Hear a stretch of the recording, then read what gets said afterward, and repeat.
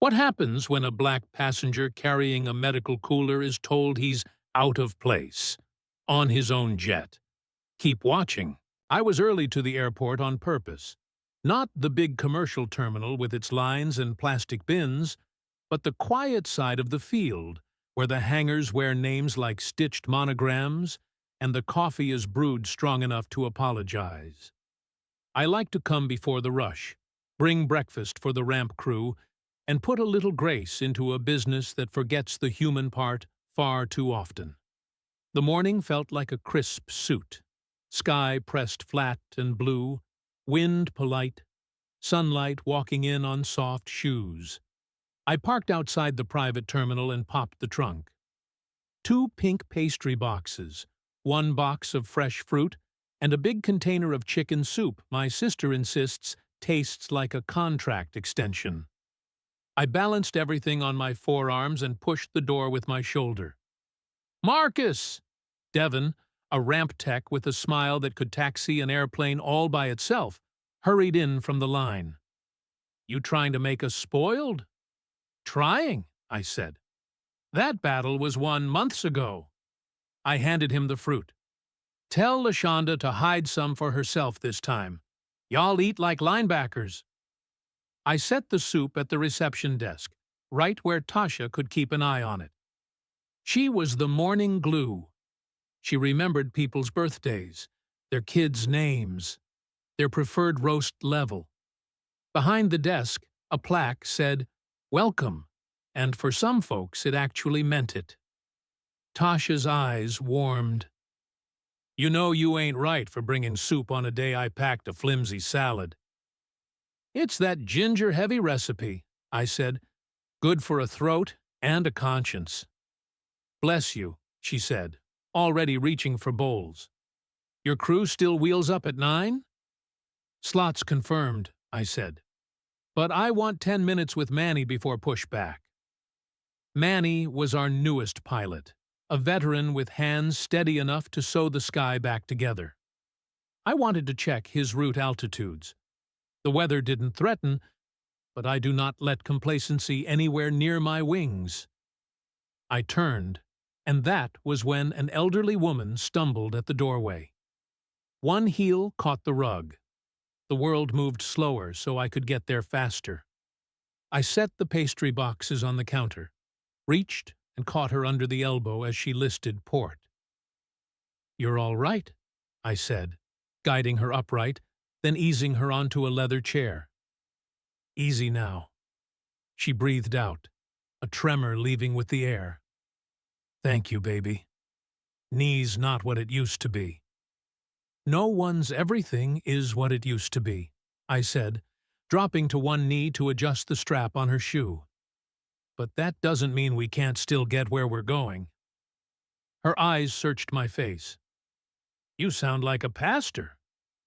"Engineer, actually," I said, "but I can pass a plate when duty calls." Tasha brought water and a small ice pack. The woman smiled, then patted my hand, and for a second, the terminal felt like a family kitchen where the worst thing that could happen was somebody forgetting nutmeg. I love that feeling. I try to bring it with me, even where it is not expected. "Sir?" A voice behind me cut the warmth like a zipper opening. "Staff entrance is around back." She said, "Sir," but her tone made it sound like a formality she had to wash her mouth after. I stood and turned. White blazer, white teeth, white, efficient smile shaped like a level line. She carried a slate-gray tote, and the attitude of someone who rented a future and thought the deed came with it. "I'm good, thank you," I said, keeping my voice soft. "Just dropping breakfast for the team." "That's generous," she said, eyes sliding over my sweatshirt, my travel pants, my worn leather sneakers. She wore the kind of watch that wants to be noticed. "But vendors use the service door. We're expecting a VIP and the lounge needs to remain presentable." Tasha's eyebrows lifted, then lowered with a warning that could guide a ship through fog. "Ms. Hart, This is Mr. Ellison. It's fine, I said to Tasha. I keep my interactions with strangers simple. Not because I have anything to hide, but because people show you who they are fastest when you give them a mirror without your resume taped to it. The woman, Ms. Hart, looked past me, past Tasha, toward the ramp where two Gulf Streams and a Falcon sat as patient as cats in sunbeams. Our sponsor's plane will be ready at 9, she said.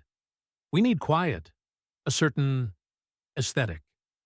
Devon coughed into his fist. I could see the smile he was trying not to wear. I'll try to look less like a hazard to your decor, I said, matching her smooth with my smooth. Where should I wait that lowers the property value the least? She blinked, as if not sure whether she'd been insulted.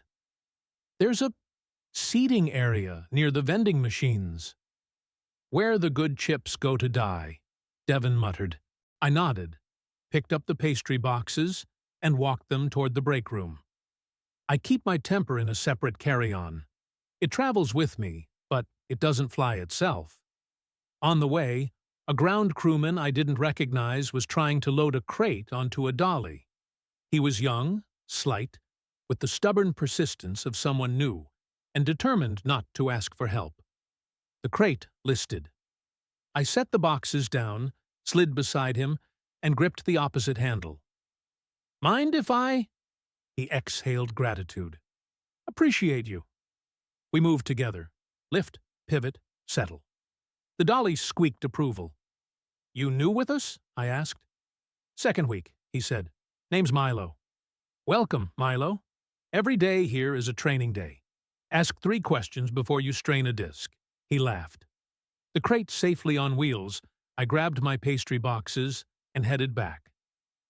Ms. Hart had drifted closer to the window, phone up, angling for a shot of the ramp with the aircraft lined like silver punctuation. She lowered her phone just in time to watch Tasha hand a bowl of soup to the elderly woman. That smell, the old woman said. Child, who made this? Mr. Ellison, Tasha said. He bribes us to tolerate his standards. I do not bribe, I said. I invest. Ms. Hart's smile tightened. She moved toward me with a purposeful stride, the kind you take when you believe the ground owes you speed. You're with catering? I'm with breakfast, I said, tapping the boxes. And good mornings. We're in short supply of both anywhere airplanes gather. She said. Well, good morning. Again, the lounge is reserved for our team and our guest. Media availability, brand alignment. You understand. I understand words, I said. The order they're in is giving me a rash. Her eyes hardened by a shade. Security has had some incidents lately. We cannot permit loitering or unauthorized areas. Please relocate. Tasha started to speak. I raised a hand. I'll be out of your hair in a minute. I turned to the elderly woman. Ma'am, if anyone bothers you, tell Tasha to call me. I'll come back with a lecture so motivational, it'll melt paint. She patted my wrist again. Bless you, baby. I took the hallway that led to our conference room. On the way, a framed photograph caught my eye. A sepia shot of black Tuskegee airmen in leather jackets, goggles pushed up, the plane behind them a gleaming promise. I always stop at that picture. It reminds me luxury doesn't mean much without legacy.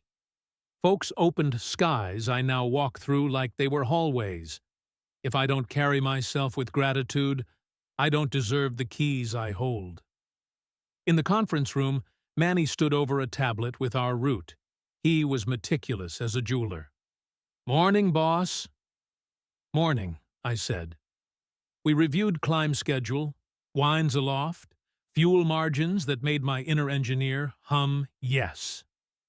On the far wall, a screen looped a slideshow our comms team had put together. Community flights we'd done for kids needing specialized care, veterans reuniting with families, college students we'd flown to interviews they were told were too far. I am not a saint. I like deals. I like growth.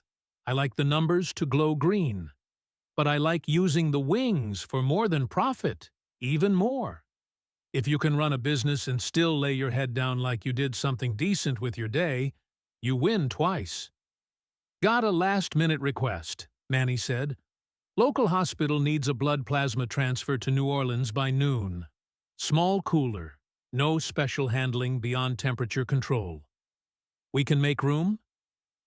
We always make room for blood, I said. Call dispatch. Make sure the chain of custody gets logged and the cooler sits in the forward bay. I glanced at the clock. We have margin if we stay sharp. Manny nodded, already texting. I stepped back into the hallway and nearly collided with a TSA officer and a man in a dark suit, wearing the practiced neutrality of someone used to unhappy customers. They looked at me, then at each other, then at Tasha. Tasha's mouth thinned. Gentlemen, Mr. Ellison is a tenant. His credentials are up to date. If you need a random check, you can select from the arrivals we actually don't know. The suited man cleared his throat. We received a call about a suspicious individual accessing secured areas. Ms. Hart's voice floated behind them, feathers dipped in honey. I did not say suspicious. I said out of place. I blinked once, twice. Out of place, I repeated. Like tulips in December? Or like the wrong face in the right lounge? Her cheeks flared rosy. I do not care about faces, she said, cueing the line she'd practiced. I care about standards. I offered the TSA officer my badge, my ID, my background check in one folded packet I carry, because experience taught me to anticipate someone's doubt before they have to speak it. He looked at the credentials, and then at me. Recognition warmed his expression. You're a man trying to get to 9 o'clock. Wheels up, I said, smiling. Can we all keep the runway clear for that? He handed my credentials back. Yes, sir. Apologies for the inconvenience. No harm done, I said, though harm is a funny thing. It does not always bruise skin. Sometimes it scratches your name and hopes you will not notice the mark. As the officers drifted away, Ms. Hart stayed put, phone in hand like a third lung. I manage partnerships for Hartwell Ventures, she said. We are flying a very important person today. He cannot be disturbed. He has a schedule you would not understand. Try me, I said. I make schedules tap dance. She met my eyes fully for the first time. We curate spaces for excellence, she said. That means order, discretion, consistency. Excellence without humanity is just expensive, I said. Ask any runway about tire marks. Cute, she said, but we cannot have confusion. If your business is legitimate, you will not mind waiting in the designated area. I do not mind many things, I said. I do mind teaching grown people the difference between policy and preference. But I can do it if it is a group lesson. Her nostrils flared. You know what? Never mind. She pivoted, her heels clicking messages into the floor. Devon sidled up after she left. Boss, you want me to move your car out of the visitor slot?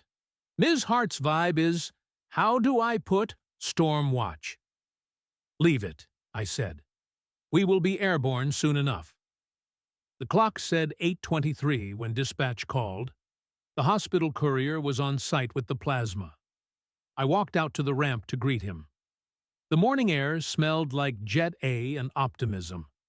Our jet sat at the far end of the line, polished but not ostentatious, a machine designed to cross maps without breaking a sweat. People always expect loud from success. I prefer quiet competence. The courier was a young woman in scrubs under a zipped hoodie, eyes bright with purpose. You, Marcus Ellison? Yes, ma'am. On behalf of St. Catherine's, thank you, she said, holding the cooler like it carried someone's name, which it did. I heard your team never says no to blood. There are a lot of things we say no to, I said, taking the handle. That is not one of them. I signed the chain of custody form, then personally walked the cooler up the air stairs and into the forward bay, where Manny had already cleared space and set the thermal monitor. I do not delegate the sacred stuff. Back on the ramp, Ms. Hart appeared with a camera crew in tow, 2 people with shoulder rigs and a third with a gimbal, moving like a flock that had practiced changing direction together. Behind them, a man in a designer track jacket waved at a car I assumed was part of his fleet. His face was famous in the way fame now happens, more algorithm than achievement. He was their VIP then. He scanned the aircraft line and headed toward a Gulf Stream that was not mine. Ms. Hart marched at a 45-degree angle that cut the air into neat triangles. She stopped in front of me and drew herself tall. "I need you to clear the air stairs now," she said, glancing at the cooler I had just stowed. "We are boarding." "We are boarding too," I said pleasantly. "At 9. My crew needs 10 minutes to run final checks." She looked at my jet, as if it were a rental car parked in a chandelier showroom. "This aircraft is booked." "Correct," I said. "By Hartwell Ventures," she said. "Incorrect," I said. Her smile sharpened. "We have an exclusive." "You have an assumption," I said. "It is a common confusion. Your guest is flying on the G600 over there." I pointed to the next jet, the one her camera crew had already been orbiting. "That's the Hartwell charter. This one is Ellison." I do not say my name as a boast. I say it because lineage matters when people try to erase it. Something flickered in her expression. She pivoted to study tail numbers, her lips moving as she matched letters to her day's outline. "Fine," she said finally, recovering her pose. "Then please do not clutter the path to ours." "I like how you use words like ours," I said. "It's good for morale." Her eyes skated around the ramp and landed back on me. "You are causing friction."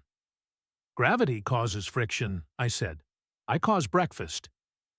"You think this is about food?" She laughed, a small sound with hard edges. "This is about standards. Look at you. That hoodie, those shoes. Guests see that and wonder who is running things." "Sometimes they do," I said. "Then they learn, and they stop wondering." "Not on my set," she said. "If you need to board, use the catering door." I looked at my aircraft. I have watched metal become memory 100 times over. I have learned what bolts do under stress, how skin flexes at speed, how lift is a bargain we make with physics, where everybody pays full price. My planes have saved lives, built families, stitched cities together.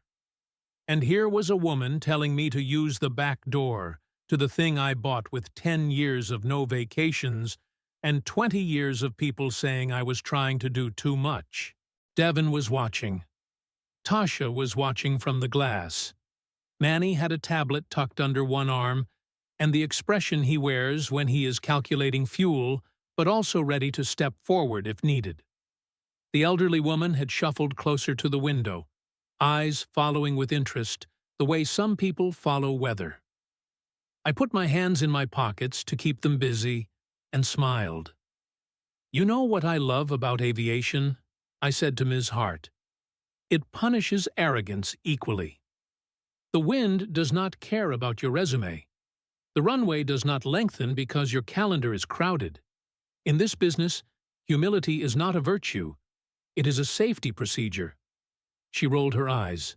"Spare me the sermon." "I always try," I said. The VIP in the track jacket ambled over, 2 phones in one hand, a grin like a sponsored product. "This, the plane?" he asked nobody in particular. "Yours is next door, Mr. Renly," Ms. Hart said without missing a beat. "We are walking now." He peered at my aircraft anyway. "This one looks cleaner." Clean is a mindset, I said. He did not hear me. His phones were louder than human voices. Ms. Hart turned back to me. Last time, clear the area. You are in our frame. There is a whole sky, I said. Aim up. Her jaw tensed. She called to the suited man from earlier, the one with neutral eyebrows. He arrived with a clipboard and an expression too tired for 8:40 in the morning. She spoke in a tone that could slice paper. He listened, nodded, and then walked to me like someone approaching a fuse. Mr. Ellison, he said, emphasizing the title as if to balance Ms. Hart's disrespect with an extra ounce of formality. Could we ask your team to hold on boarding? We will stage Hartwell's talent first. Staging is not a problem, I said. Demotion is. Understood, he said softly. I'll figure this out. Take your time, I said. We have a blood plasma cooler on board. Noon in New Orleans is the only clock we answer to. His head lifted. Respect, clean and unforced, passed through his face like sunlight between clouds. Copy that. I'll move them along. He did. For a minute it seemed like order would take the wheel. Ms. Hart steered her flock toward the neighboring jet, cameras dancing. But if prejudice were polite, it wouldn't be prejudice. 10 steps later she pivoted back like a compass that would only point to me. Hold up, she called, voice made for megaphones. Before we roll, I need background for our B-roll. That aircraft, she pointed at mine, cannot be in our shot. We have industry partners. Conflicts. Conflicts, I repeated. Between what's true and what you want to sell? She smiled with the patience of someone explaining that water is wet to a man who insists it is soup. Between brands. Ma'am, Devon said from the bottom of the air stairs, our brand is not blocking first responders. We are influencers, she snapped. We raise money all year. Then you know what a blood cooler looks like, I said, and why it gets to go first. Her gaze dropped to my shoes again, then rose with a new coolness. Fine, she said. Load your donation. But the man is not stepping on until we are clear. Not with that. Her hand swept the air around me like I was a spill. There it was, the test that never ends. You can be early, generous, careful, credentialed, focused, and someone will still try to put you in a smaller box because it makes their world easier to alphabetize. I breathed in, let the air touch the parts of me that flare, then exhaled slow. I have learned to put my anger on a diet. It keeps me sharp. Ms. Hart, I said, you are going to have a good day. Because my line guys are kind, my front desk is patient, my pilots are professionals, and I resist invitations to be the show you are trying to film. I am trying to film excellence, she said. Then point your camera at the nurses, I said. They are the ones saving lives with less mic time than your wrist gets. Laughter bubbled behind me. Devon again, unable to suffocate it entirely. Ms. Hart's smile disappeared like a light switched off. Escort him out, she told the suited man. The suited man did not move. He looked at me, then at the plane, then at her. He's cleared, Ms. Hart. He's a tenant. Tenants still follow house rules, she said. This house has multiple owners, he said quietly. Owners, she repeated. Do not be dramatic. The ramp sighed. Turbine whisper, radio chatter, a golf cart humming by with bottled water rattling in its spine. I felt my patience reach a hinge. It did not break. It swung. Devon, I said, not taking my eyes off Ms. Hart. How's the fuel? Topped at 8,000, he said. Catering loaded. Manny's got the pre-flight checklist at leg 4. Copy. I turned back to her. I'm going to board my plane. You are going to board yours. The sky will make room for both of us. That is the sermon. I put one foot on the air stair. Ms. Hart stepped in front of the bottom step, planting herself like a "Do Not Enter" sign. "If you touch that stair, I will call airport police." "Ma'am," Tasha called from the doorway, voice steady as a runway light, "you do not want to do that." "Watch me," Ms. Hart said, phone already in her hand again. "This is my job." "Your job is telling stories," I said, "not writing people out of them." "Move," she said. I looked at her, at the phone, at the way the morning sun threw a clean shadow across the tarmac, dividing dark from light with a ruler's certainty. I thought about the old woman inside, the picture of the Tuskegee pilots, the cooler in my forward bay, and the hundreds of hours I had spent designing systems that let planes talk to skies without raising voices. "I am moving," I said, and climbed. Not a rush, not a challenge, just the simple dignity of a man going to work. "Security!" she called behind me. I heard the shuffle of urgency that happens when people think authority will arrive like a rescue truck. Manny met me at the top, his face calm, his eyes brighter than normal. "Ready for your pre-flight check, boss?" he said aloud. Softly, he added, "You want me to—" "No," I said. "I want you to do the checklist like it is scripture." We ran it. Hydraulics, electrics, avionics, reversers, APU status. Each call and response soothed me the way rituals soothe anyone who believes craft is how you keep chaos out of the room. By the time we finished, a pair of airport police officers were at the bottom of the stairs, Ms. Hart speaking to them with hand movements that drew boxes in the air. The suited man stood off to the side, looking as if he were reconsidering his career choices. I stepped back down, half the staircase, and paused, where distance made the conversation human again. "Officers," I said. "Good morning." "Sir," the older one said, glancing at the tail number, then at me.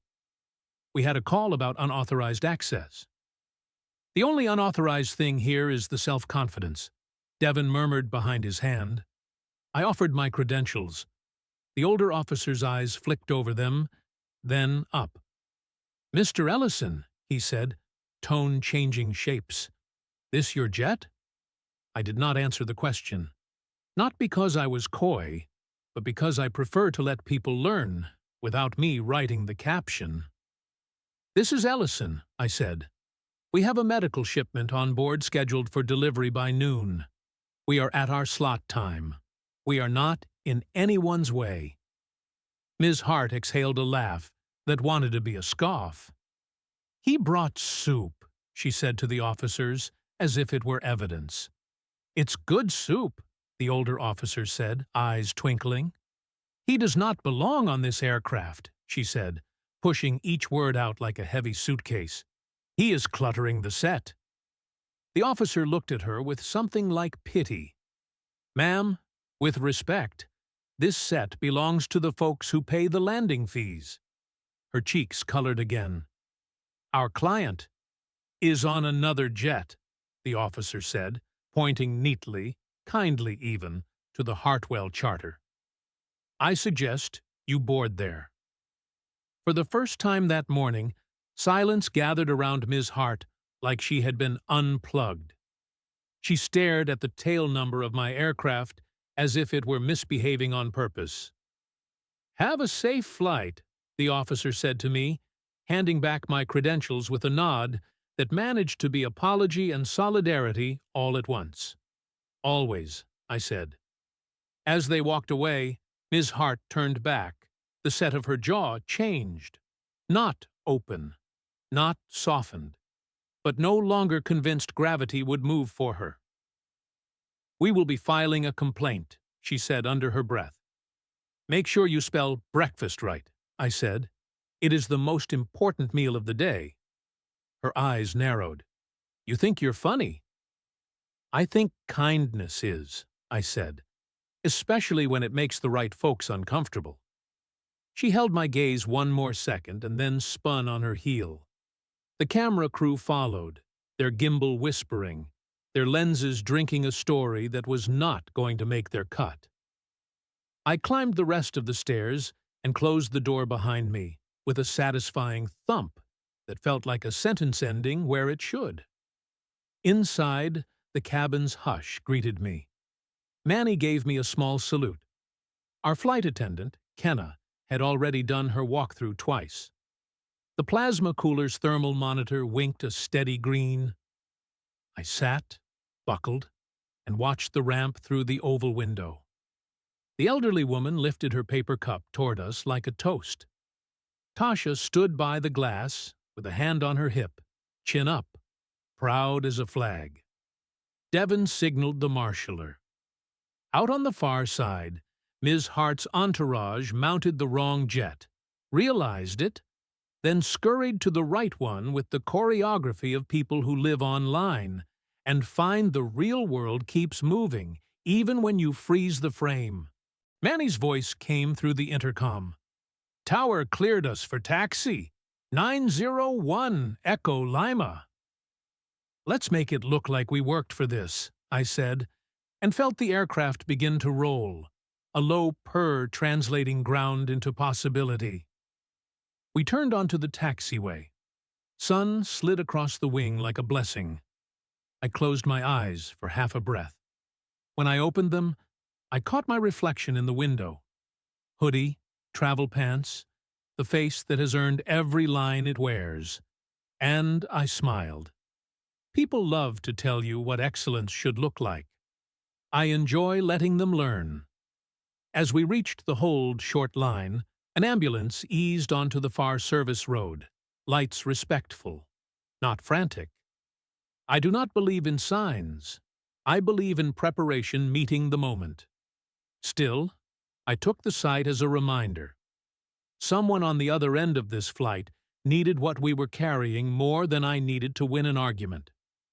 "Ellison 901, cleared for takeoff. Runway 27, the tower said. "Cleared 27, Manny replied. The engines rose, the world pressed me back in my seat, and we began to lift, the runway releasing us like it had decided we deserved the sky today. The ground fell away clean and small. Cloud edges asked to be believed. The city drew lines only people on the ground think are borders.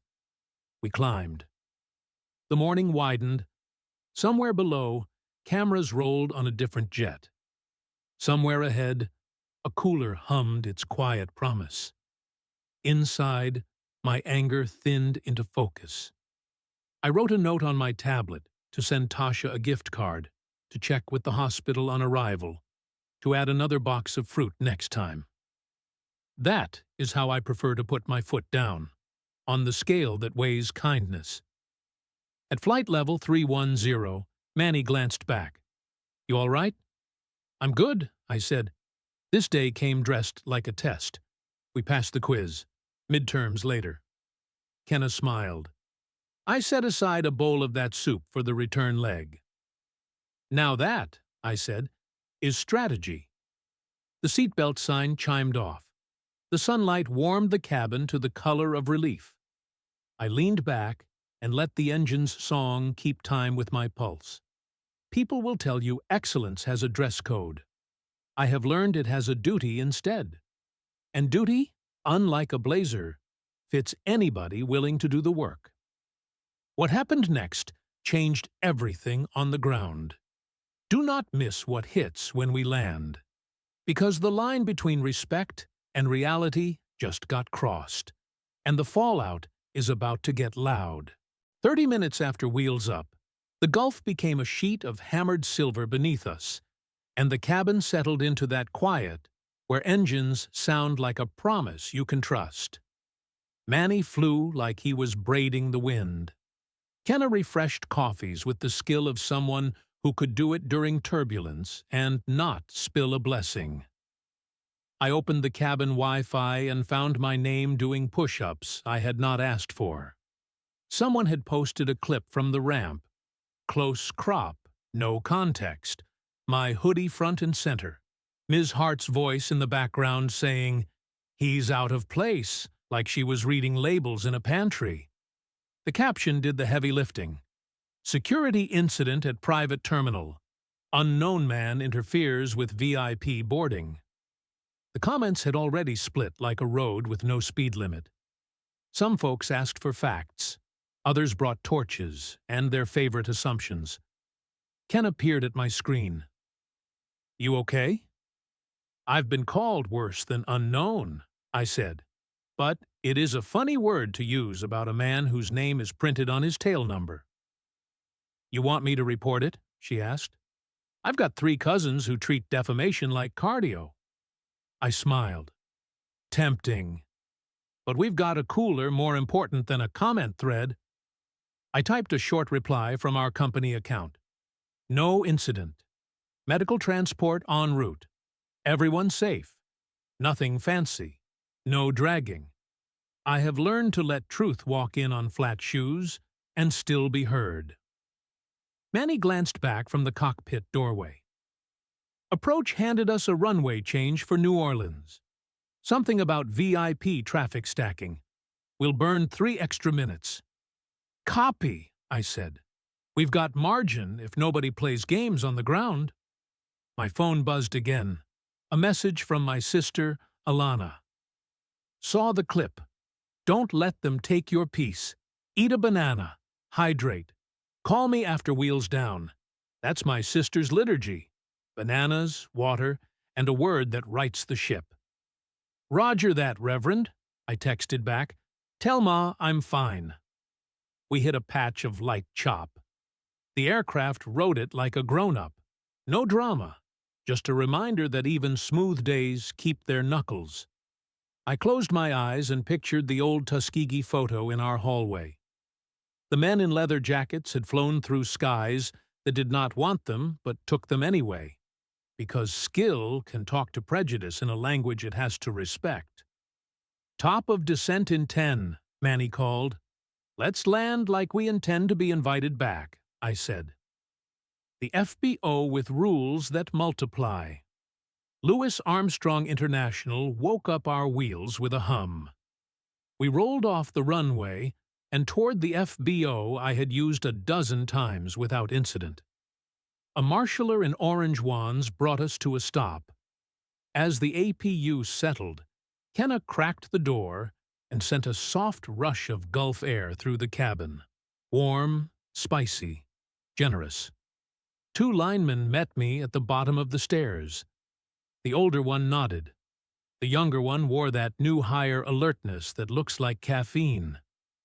"Welcome back, Captain," the older one said, then paused, eyes flicking toward the lobby. "Heads up, front desk got a call. Manager wants to review paperwork before we roll the cooler through." "Paperwork?" I asked.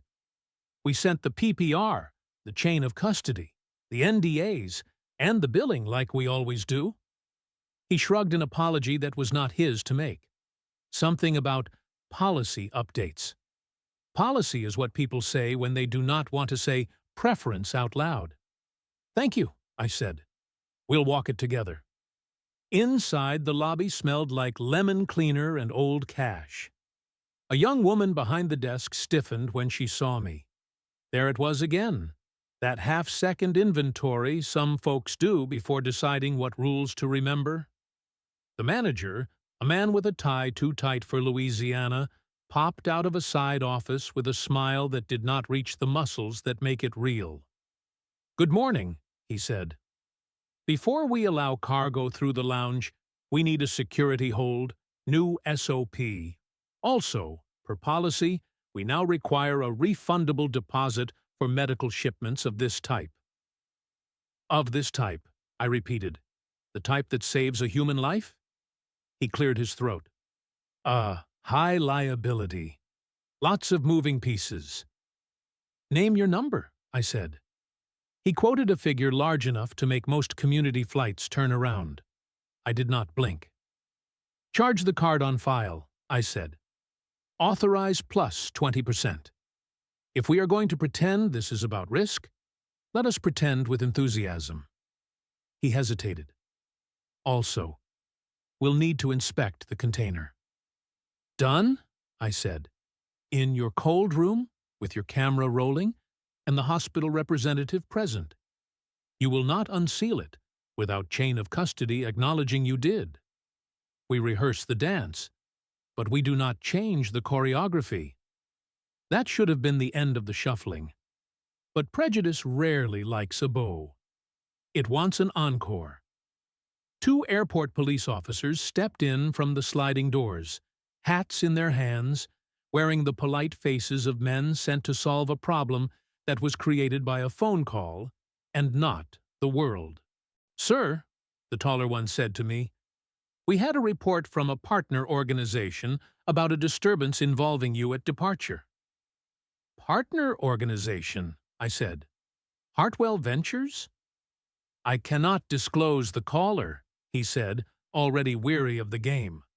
"But they asked we confirm your authorization to move cargo through secure areas." "I appreciate your thoroughness," I said, and handed over the folder I carry for days like this. He scanned the credentials, then raised an eyebrow at the tail number match, then looked up with the half-smile of a man whose job requires him to pretend thunderstorms are surprising in summer. "You're clear," he said. "We're sorry for the delay." "Apology accepted," I said. "But do me a favor." "What's that?" he asked. "When someone calls with a complaint like that, ask them if they are trying to solve a problem or star in one." It earned me the smallest laugh. The manager coughed and decided his new policy had been fulfilled. "Right this way," he said, and pointed toward the cold room like a man granting a favor, when in fact he was doing his job. We filmed the seal check, logged the handoff, and watched the hospital courier lift the cooler like it was a name she knew. She glanced up at me, gratitude visible and not performative. "You saved us an hour we did not have," she said. "We stole it from nobody who needed it more," I said. "Go." They went. The doors sighed. The lobby's tension loosened as if someone had opened a window in the manager's head. Kenna reappeared at my elbow. "Fuel started. Ramp crew wants to know if you'll need the courtesy car for downtown." "Just for an hour," I said. "We have that board meeting at the conference center.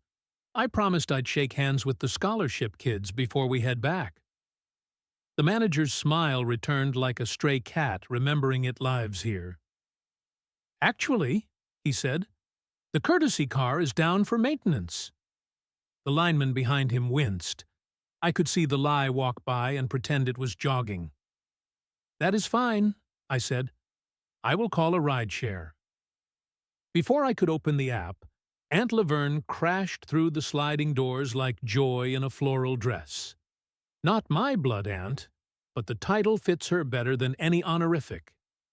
She runs a community clinic that has kept more people alive than any commercial might ever claim. "Marcus Ellison, you better not leave this city without hugging my neck," she announced, and then did not let me move until the hug had fully counted. "You ever notice," she said, loud enough for the front desk and the manager and the officers and 3 passengers to hear, "how some places act, confused about who's bringing the gift?" "Every week," I said. She extended a set of car keys. "I got the van out front. Air blows cold, radio works, and every seat has seen a miracle." I laughed. "You still out here making the city run on hugs and hubcaps?" "And paperwork," she said, tapping my folder. "Next time, you call me before you land. I'll have a line of aunties with clipboards waiting." The phone that wanted a show. On the way downtown, my phone buzzed again. Ms. Hart had doubled down with a follow-up post. The text was cleaner, corporate, just vague enough to stir a pot without naming ingredients. "We take security seriously. Today's incident at a partner terminal illustrates why protocols matter." The clip again, now with an arrow pointing at my back. I read it twice. She had chosen her words like someone decorating a cake nobody should eat. A reply box stared at me. I did not give it what it wanted. Instead, I called our comms director, Nina. She answers on the second ring like it is a superstition. "Before you say anything," she said, "I've got 3 reporters in my inbox asking if the unknown man is a disgruntled vendor or a stowaway. I told them he's a man delivering blood while an influencer practiced practicing." "Accurate," I said. "Draft me a statement for later. For now, we keep the ceiling low and the facts high." "You want me to time a post for when Ms. Hart's flight lands?" Nina asked, voice all business with a side of mischief. "Let's wait," I said. "We are not in a sprint. We are in a marathon with cameras." "And you always look better at mile 20, she said. "Copy that." Aunt Laverne drove like someone who knew the city by its nicknames. "You going to that fancy conference?" she asked. "The one with the lanyards and the cold chicken?" "I'm supposed to attend a board meeting," I said. "Say a few words about the scholarship program. Hand out some checks that will grow into bridges." "Bring the truth with you," she said. "They've been low on that since Tuesday." The boardroom with the polished table. The conference center sat downtown, opposite a hotel that tried too hard to have opinions about pillows. Inside, a ballroom had been divided into rooms named after birds. We found heron. The table stretched long enough to seat Legacy, and then some. Around it, familiar faces. Fund managers, educators, a retired judge who still carried the weight of robes. "Marcus!" The chairwoman rose, hand extended. "You made it." "I made it," I said, sliding into the seat with my name card. "Plasma's on its way. Airport tried to audition me for a reality show. I declined." She frowned. "They gave you trouble?" "Nothing we could not step over," I said. "But it is telling how fast a hoodie becomes a hazard in the wrong eyes." Heads nodded. This room did not require footnotes for my point. We moved through agenda items with purpose. Scholarships for aviation techs. Internships for kids who are told that hangars are for other last names. A line item for a new mentorship program pairing pilots with middle schoolers who still think the sky is only for birds and billionaires. A young man presented a report on media outreach. "We have commitments from 3 outlets to feature the program. We'd like our keynote sponsor to close the day. Mr. Ellison, if you are available, we'll put you on at 5. "I'm wheels up before sunset," I said. "But I can do 3 minutes at 4. That is all the time I need to tell the truth and sit down." "Perfect," the chairwoman said. "Keep it simple. Let the kids shine." My phone buzzed again. "Nina. Heads up. Hartwell's plane diverted for a maintenance check. They'll be late. Also, Ms. Hart is telling a room full of donors there was an intruder on the ramp this morning. I'm in the back with popcorn I wish I could eat." I typed back, "Document. Do not engage. We will speak when it matters." The meeting wrapped. I spent 15 minutes with scholarship finalists who looked at me with that mix of awe and suspicion kids reserve for adults who promise bridges. I told them about wind shear and resumes, about showing up early and staying to stack chairs. One girl, Amaya, asked how you carry yourself when a room is not built with you in mind. "You carry your ancestors in your pocket," I said. "You pull them out like ID when the door guard forgets their manners. And you do the work better than anyone else in the building." Aunt Laverne found me in the hallway. "Hospital called," she said. "Plasma arrived. Patient is prepped." I exhaled 3 hours of tension. That is the only headline I needed. Where systems show their seams, back at the FBO, the courtesy car had miraculously healed. The manager's smile now had actual electricity in it. "We heard you're speaking at the conference," he said, trying to line his posture up with my future. I am speaking for 3 minutes, I said. Long enough to say, thank you, and make a room uncomfortable in the right direction. Understood, he said, folding his hands like prayer. On the ramp, a Hartwell ground agent approached Manny. We need a favor, he said, voice pitched low. Our auxiliary power unit tripped. We could use a start cart. Yours is closer. Manny looked at me. I looked at the agent. His badge read, Rodriguez. He had the look of a man who worked hard enough to notice who was kind to him. Roll it, I said. Charge them the same as anyone. No more, no less. He nodded. Gratitude pure. Appreciate you. 10 minutes later, a camera operator I recognized from the morning hovered near the boundary line, framing our start cart as if he were capturing an eclipse. Ms. Hart was 20 feet back, on her phone, tone bright, hands slicing the air. She saw me and stilled, then shifted, as if aligning a shot. Here it comes, I thought. The part where a woman who tried to small box me will ask for my help without naming it help. Instead, she walked past without looking up. Pride makes some folks trip over the simplest mercy. Boss, Devin said, jogging up. Fuel's done. Tower gave us a window if we can push in 15. Board, I said. We'll pre-flight on the roll. We taxied to the runway. The plane took off clean, like it wanted to show New Orleans we knew how to leave politely. 10 minutes into cruise, Nina pinged me again. You speak at 4? Hartwell's panel moved to 5. Ms. Hart is moderating, tempted to buy popcorn for the whole room. I laughed. Save your money, I said to the empty cabin. We're going to feed them something better. The room that decides what counts. We were wheels down and back at the conference center by 3:47. The ballroom had been reset to a theater arrangement. On stage, a screen rolled photos of kids in jumpsuits and headsets, teachers pointing at charts, a mechanic's hands steady over a turbine. The MC, a radio host with a voice like polished wood, warmed the crowd with jokes that used airplanes as punchlines without hurting their feelings. I waited behind the curtain with 2 scholarship coordinators and a boy who had never been backstage before. He tugged at his lanyard like it might give him courage. You nervous? He asked me. Always, I said. Nerves are what you get when your heart cares about the landing. He nodded, like that made a new kind of sense. The MC finished a story about a misprinted boarding pass that got him invited to a bachelor party in Omaha by mistake.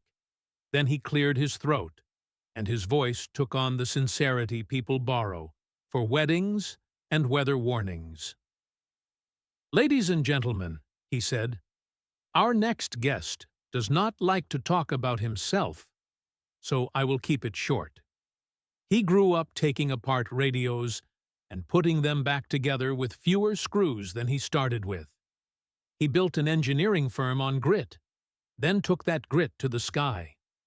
His foundation funds our aviation tech scholarships. His company flies community missions when the headlines move on, and his crew shows up with boxes of breakfast like Grace with a lid. Please welcome the founder of Ellison Aero, the owner of 901 Echo Lima, and the reason half of us made it here on time, Mr. Marcus Ellison. The room rose like bread in an oven. I stepped into the lights. It is always a surprise, that hush a crowd gives you when they decide to listen with both ears. I do not take it for granted. I scanned the first rows, teachers, students, a mayor pretending to be a neighbor, reporters holding pens the way kids hold sparklers. And then, in the third row, left aisle, phone in her hand and certainty cooling on her face like a cup of coffee nobody wants now, Ms. Hart. She stared at me. Then her eyes dropped to the program, scanned, rose again, and widened. The math had begun to work. I reached the podium and rested my hands on either side like I was telling the truth to an old friend. I told the board I would take 3 minutes, I said, and we have already used up 40 seconds with applause I did not earn alone. Laughter, then quiet again. Today, I said, we watched a medical cooler move faster because a ground crew said yes. We saw a young pilot pull a checklist like a prayer and do it right. We saw a city clinic call me baby and hand me a van that smelled like life saved last week. That is what aviation is when you strip off the gloss. It is people making rooms for each other to breathe. I did not look at Ms. Hart. I did not need to. The moment did not require a victory lap. It required a window. Some of us, I continued, walk into terminals where someone thinks we are out of place until a badge reminds them their memory is short. Some of us wear hoodies because they have more pockets than blazers, and we carry more than keys. Some of us build planes and companies and scholarships and still hand out soup because soup is how you keep the room human. A murmur moved through the crowd, the sound of people recognizing themselves in a sentence. What I want for these students, I said, is the sky. But not just the sky. I want the ground to treat them like they belong while they are getting there. I closed the folder. Do the work. Share the credit. Leave the door propped open for whoever thought it was locked. That is my speech. Applause again. Real, not polite. I stepped back from the podium. The MC returned, cheeks high with the kind of smile you cannot hold back. He gestured toward the front row. We have time for one question. A hand rose. It was not a student. It was not a teacher. It was Ms. Hart.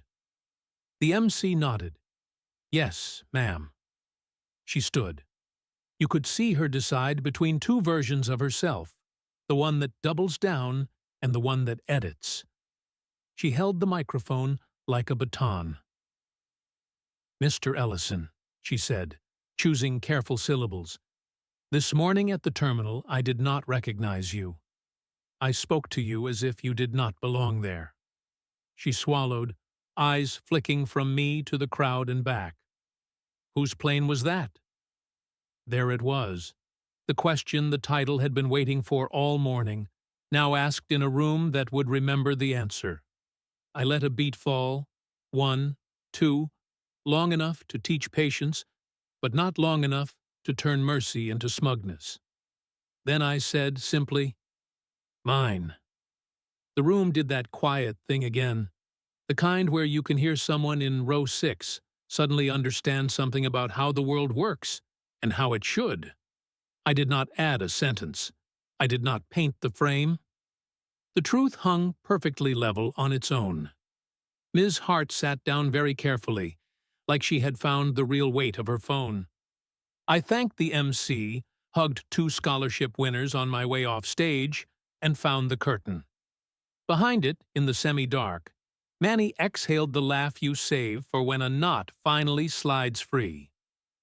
You didn't even swing, he said. Sometimes you just hold the door, I said, and let people walk through what they built. We are at the edge of the storm. What lands next will flip the runway you thought you knew. Do not miss how the fallout hits when the cameras stop and the real work starts. I did not go looking for Ms. Hart after the mine. Moments like that do not need a sequel. They need a witness. The MC slid back to center stage. The scholarship kids swarmed the aisle in a wave of hope with name badges, and I slipped behind the curtain to breathe in the dusty, honest air that all backstage rooms share, the smell of light bulbs and nerves. Manny handed me a bottle of water. You want me to warm up the plane or the popcorn? Warm up the patience, I said. We're not done. My phone began to vibrate like it had opinions. Nina again. Clip is everywhere. Headlines are doing what headlines do. You said mine like a man returning a library book. calm won the day. Also, Hartwell donor liaison wants to talk. 30 minutes? I texted back. Tell them I do not meet in closets or corners.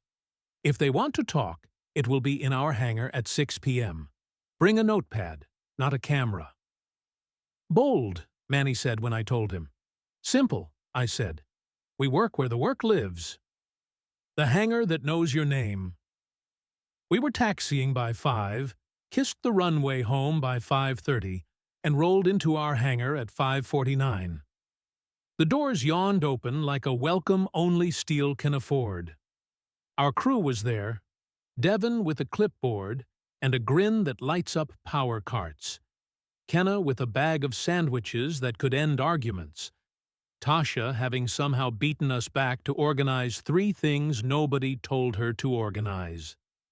The old Tuskegee photo watched from the hallway with the same patient pride it always wears. They all hugged me, a little longer than usual. Nobody said I told you so. Nobody needed to.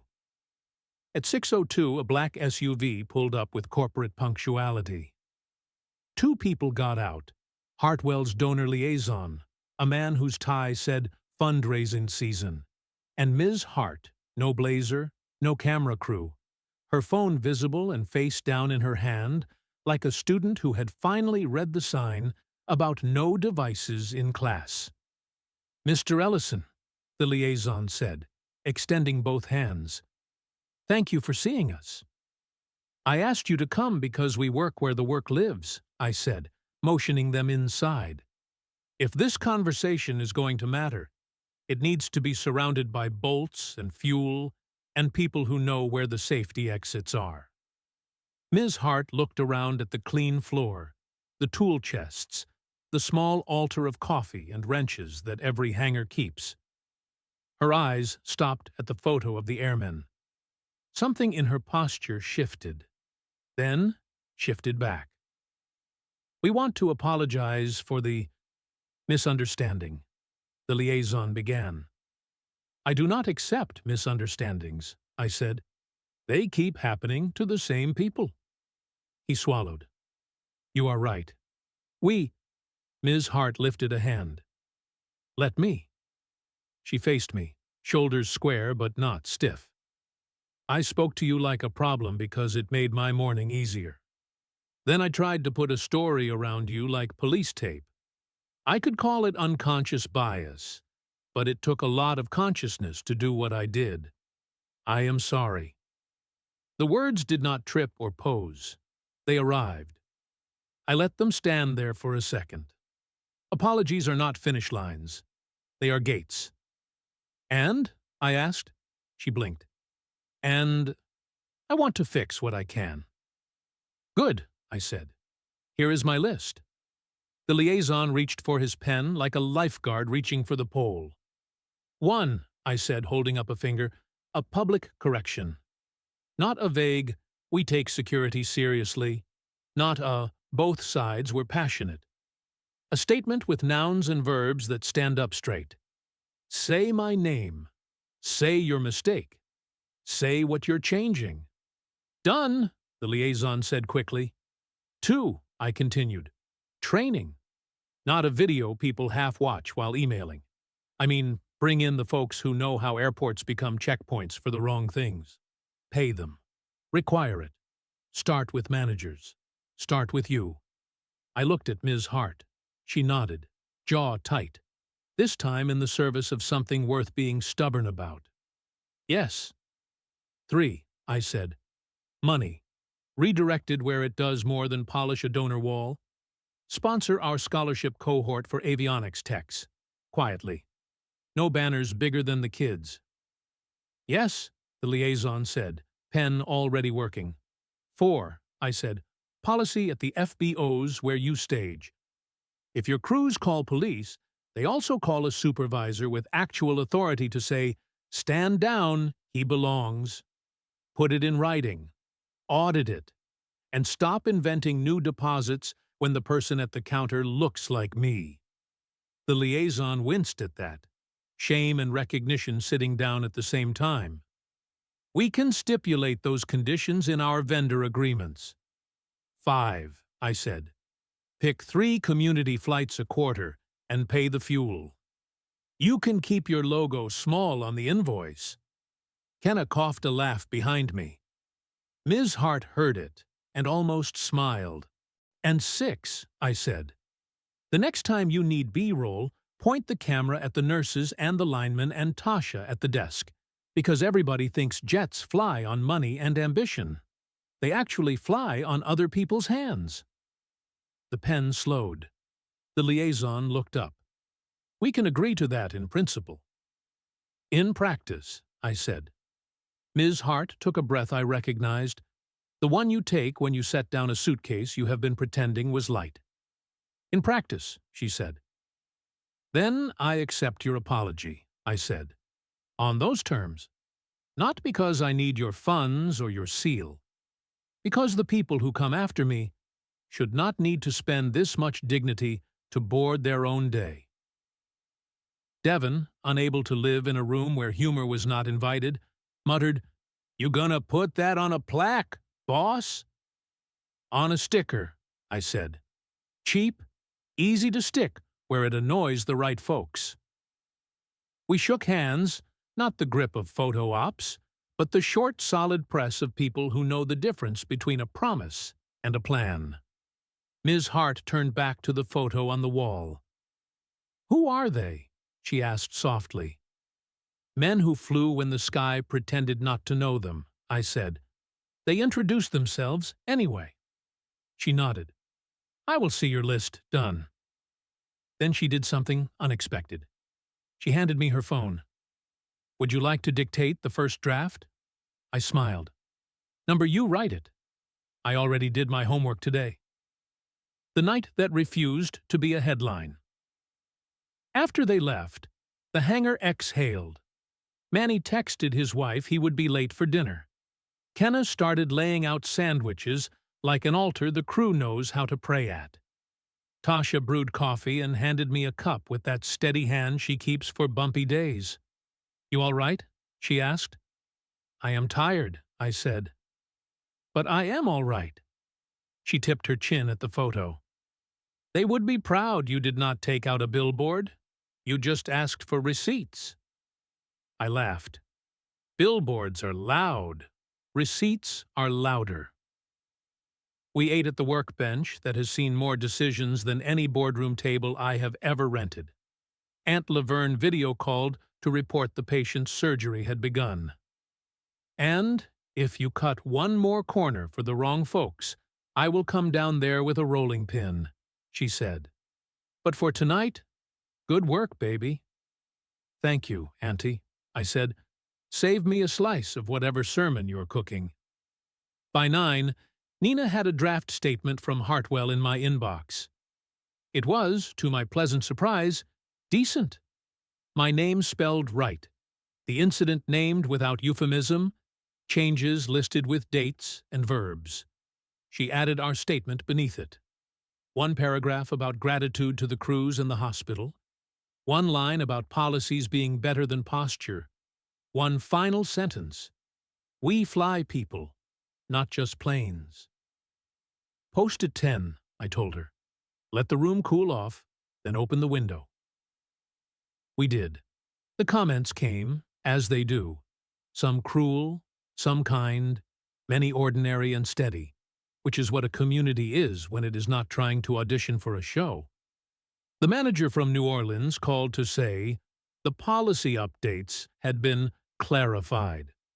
I told him clarity was free and very fashionable. He laughed. I could tell it hurt and helped in equal measure. The airport authority from our city reached out. Would I join a working group to review tenant relations and security protocols? As long as tenant relations means people relations, I said. And as long as the first hour is us listening to the folks with wands on the ramp. They agreed. The meeting that did more than clap.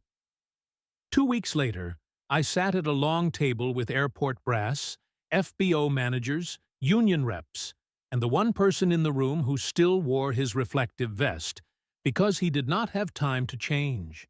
We did not stream it. We did not hashtag it. We did the boring work. I brought Devin and Tasha and Manny. Tasha walked them through what it feels like to tell a man with a wallet in his hand that policy had just changed. Devin described the tilt in a room when a hoodie walks in and somebody's spine remembers a rule that never existed. Manny talked safety and humility like they are the same word, because, in the air, they are. When it was my turn, I did not preach. I told them about the morning I brought soup and left with a lesson, about the way out of place earns interest every time someone says it out loud, about the choice we make daily between convenience and decency. I handed them my list. This time, it had check boxes. Most lines had inked dates beside them already. The chief of airport police, a woman with a quiet authority I would have followed onto a stormy runway, nodded. "We can write alerts that request verification without summoning a patrol car like a threat," she said. "We can do that this month." The FBO managers traded looks. Then one of them said the words that let rooms change. "We got that wrong. We can get it right." We left with tasks that were not glamorous enough for press releases and exactly the right size for a better Thursday. The call that turned the corner. On a warm Friday dusk, Aunt Laverne called from her clinic parking lot. I could hear the hum of cicadas, the city easing into the kind of night that smells like somebody else's dinner. "Patient woke up," she said. First thing he asked for was music. Second thing he asked was if he could meet the pilot who carried his blood like it was a promise. "Tell him it was a team," I said, "and that the team would like to hear his playlist." We set a date. He came with his mother, who hugged me the way only a mother who has counted hours can hug. We took a picture by the nose of the jet. Ms. Hart's promised donation paid for the fuel. She did not send a camera. She sent a note. "Thank you for the list. I am learning." I believed her, not because of the sentence, but because a check had cleared, and a training had happened, and a manager had called me to complain about how much work it was, and then thanked me for making them do it. The door. There is a new sign in our terminal now. Not a billboard, not a plaque. A small sign right under the sepia photo, easy to miss if you do not live here. It says, "Excellence is not a dress code. It is a door you leave open." People read it, smile, keep walking, or they stop and take a picture. Either way, the door stays open. And me? I still bring breakfast on early mornings. I still wear the hoodie because the pockets hold more than my hands. I still keep my temper in the carry-on and take out my list when the room needs it. I still look out the oval window and see two truths at once: how far we have come, how far we have to go. A week after the working group met, I ran into Ms. Hart at the airport coffee counter. No blazer again. Just a sweater, a notebook, a look that had learned to ask before it arranged. "Mr. Ellison," she said, "we finished our first cohort's training. The part about calling the right supervisor before calling the wrong alarm? That was clarifying. The younger staff got it fastest." "They always do," I said. "They have not had time to grow bad habits." She paid for the coffee of the lineman behind her and did not post about it. Progress, like lift, comes from pressure and shape. You get both right, you fly. We parted with a nod that said, "Work to do," and "See you there." On the ramp, Manny waited by the air stairs, the checklist half complete, the engines quiet as held breath. "You good?" he asked. "I am good," I said. "Let's go make ourselves useful."